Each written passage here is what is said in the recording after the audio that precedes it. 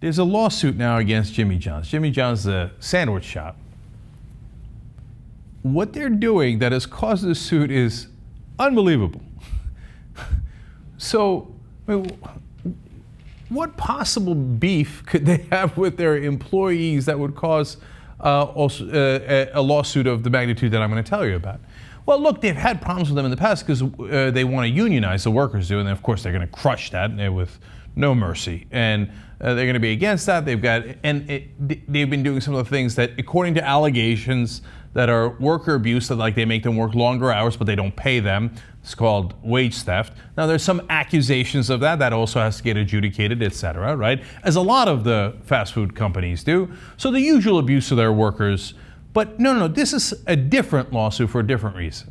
As Ross Story explains, a lawsuit against Jimmy John's revealed that the sandwich shop forces all employees, including low-wage sandwich makers and delivery drivers, to sign an employment agreement with a non-competition clause that bars them from working for any competitor for 2 years after they leave. You got to be kidding. They can't make a sandwich for anyone else? They can't drive a truck for anyone else? What is the big magic of Jimmy John's sandwiches and trucks that you need a non-compete clause for it? So look, if you don't know, let me just go to Ross Story again here for a very good explanation of how these things normally work.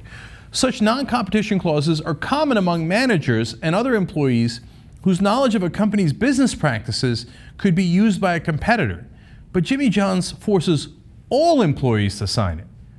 So if you're at Apple and you know what the next iPhone 7 is going to be, and then you jump over to the people making Androids, et cetera, and you bring that information, well, that's what you need a non-compete clause for, so that doesn't happen. But for guys who make sandwiches, for guys driving around in a truck, so you got to understand, some of the people suing, they're like, look, they're students at the University of Alabama. They're working minimum wage at Jimmy John's, and then for whatever reason they leave Jimmy John's, okay? And they're like, but all the sandwich shops are within a 3-mile perimeter that would be covered by this clause. So then I can't get a job at any other restaurant making any kind of sandwich. Why do you have to crush that young student or the worker? Haven't you crushed them enough? Yeah, we beat back unionization. We just made sure that the Republicans blocked any increase of minimum wage, but the guy who owns Jimmy John's, you're not going to be surprised to find out, is a massive Republican, okay?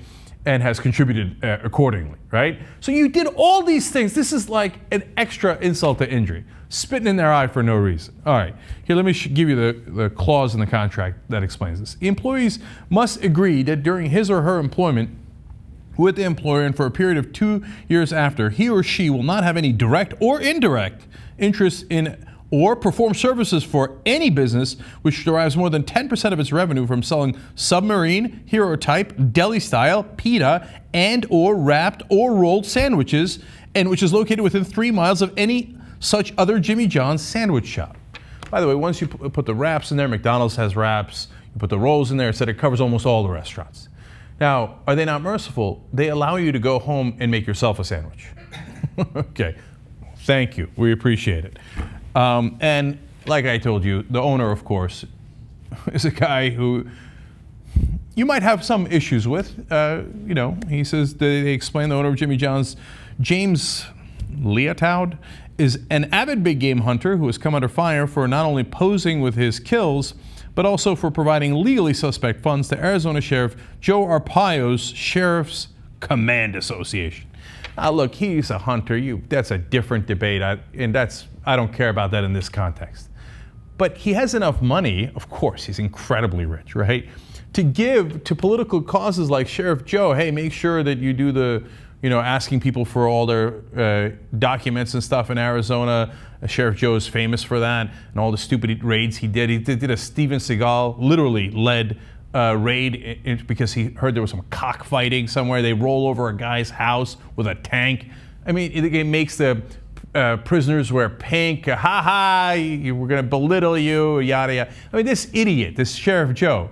So he's got enough money to give him bucketfuls of cash. But when you come to your own employees, nope, nothing. And even if you leave Jimmy John's, I'm going to make sure you don't get paid after you work for us. Thanks, man. We appreciate it. I'll go get my sandwich somewhere else. Man, is there no end to the goddamn greed, you know? How much do you have to crush people's soul? Like, okay, you got the minimum wage, bare minimum wage. Minimum wage hasn't been increased in so long. It hasn't kept up with inflation. They haven't been able to unionize. You beat them, man. You beat them into the ground. This, like, you know, when they get 3, 4, 10 guys gang up on one guy, he's already lying unconscious on the ground and they keep kicking him in the head. Let the guy go and make sandwiches for someone else, man. And what? Oh, your famous fucking sandwiches at Jimmy John's? They're like, they're a big trade secret. Oh my God, have you made a Jimmy John's sandwich somewhere? Besides, they're not gonna make a Jimmy John's sandwich when they go to work for Subway. They're gonna make a Subway sandwich, okay? And let alone the guy who's driving the delivery truck. What possible trade secret could there be in driving a delivery truck? Well, he knew all the most efficient roads around Alabama. So we had to make sure that he couldn't earn a living afterwards.